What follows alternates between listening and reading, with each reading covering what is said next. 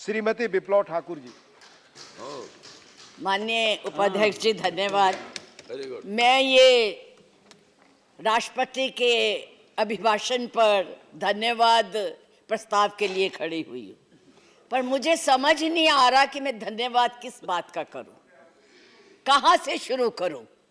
मुझे लगता है, आप अब चुप रहिए, मुझे लगता है बैठकर इंटरवेन न करें आप। मुझे लगता है कि एक कुशल गृहिणी अपना ट्रंक उसको पेंट करके अपनी पुरानी चीजें उसमें डाल देती है, यही इस अभिभाषण में है।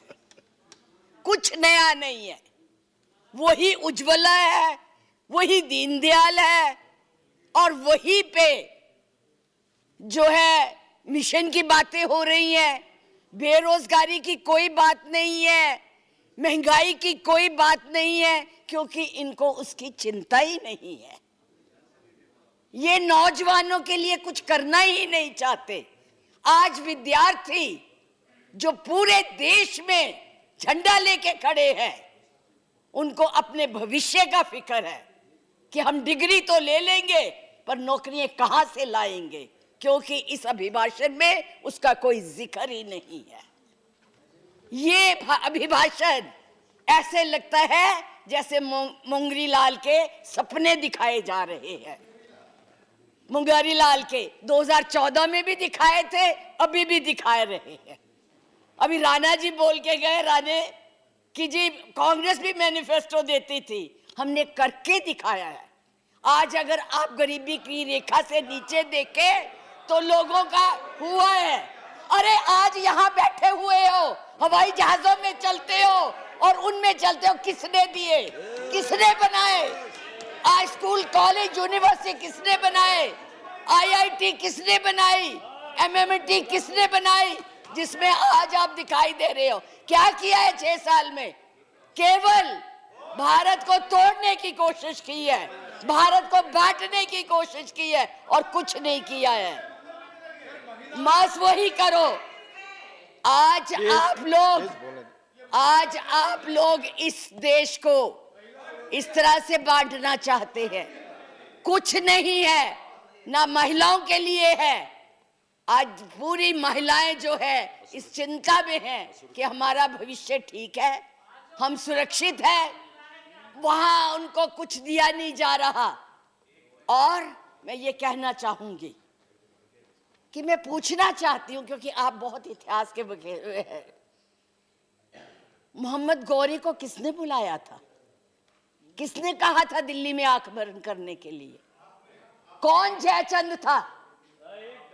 कौन जयचंद था? महाराणा प्रताप जब हल्दी की घाटी में लड़ रहे थे, किस राजा ने उसकी मदद की अकबर के खिलाफ में? बैठ जाइए, बैठो, चुप करके बैठो। सुनो मैडम प्लीज, आप चेयर को एड्रेस करें। मैडम प्लीज, इस तरह की भाषा ये एक भील जाति के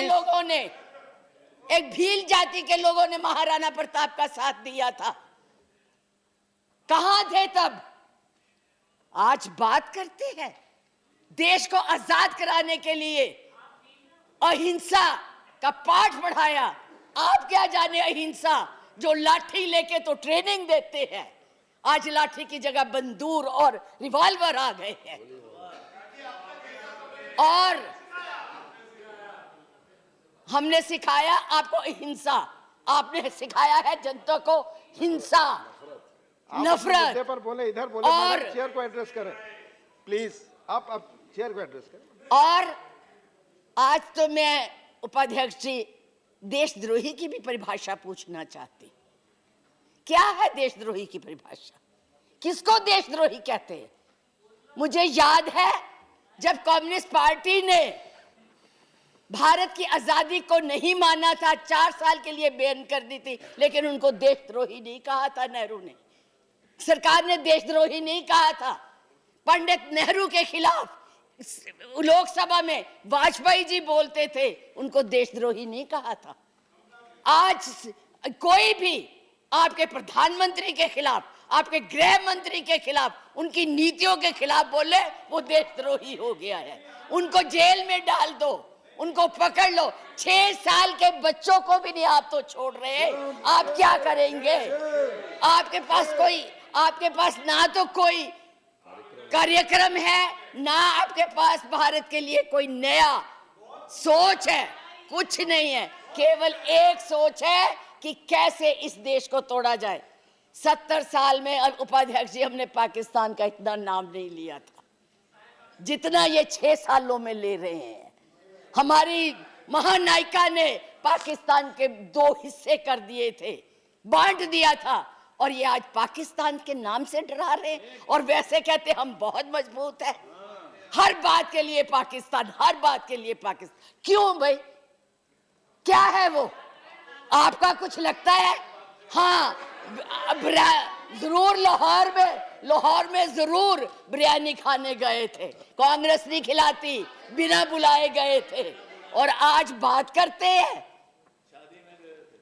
किसकी बात करते हैं? मैं ये कहना चाहूंगी कि इस भारत को मत तोड़िए।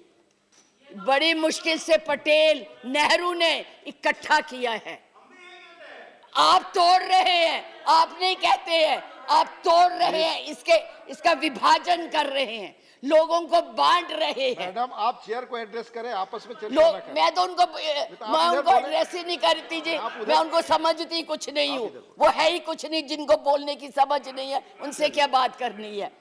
मैं तो ये कह रही हूँ कि इस देश को मत बांटिए, इस देश के टुकड़े मत कीजिए, नफरत मत फैलाइए।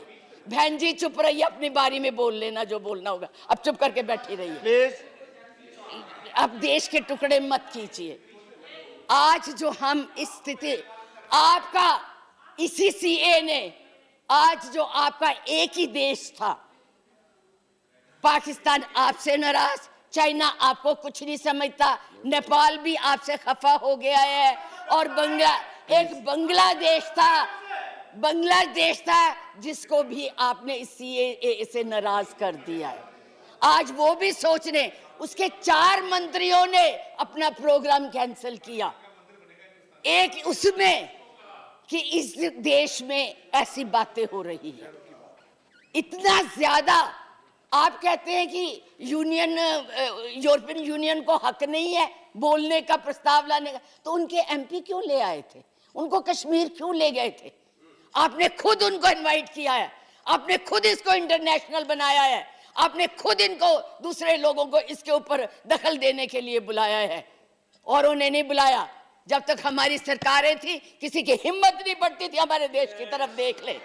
आप लोगों ने किया है ये सब, अपनी करतूतों को छुपाने के लिए उन लोगों की मदद ले रहे हैं।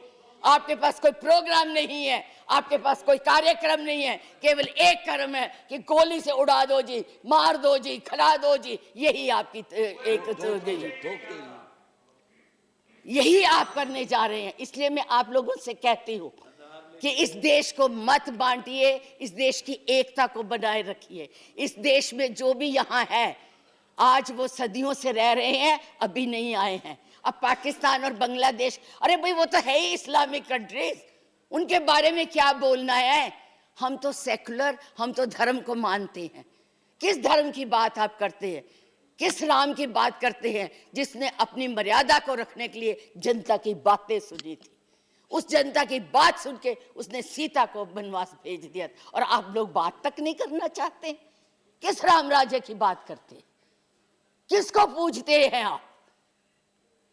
मंदिर बनाइए, जरूर बनाइए, लेकिन उनके आदर्शों को भी मानिए, उनकी बताई हुई बातों को भी मानिए। सिर्फ केवल कहने से बात नहीं बनती है, ऊंचे ऊंचे भाषण देने से नहीं बात बनती है। इसलिए मैं यही कहूंगी कि इस देश को मत बांटिए, एक रहने दीजिए, ये नफरत मत फैलाइए। ये आपके लिए भी और हमारे लिए भी बहुत धन्यवाद।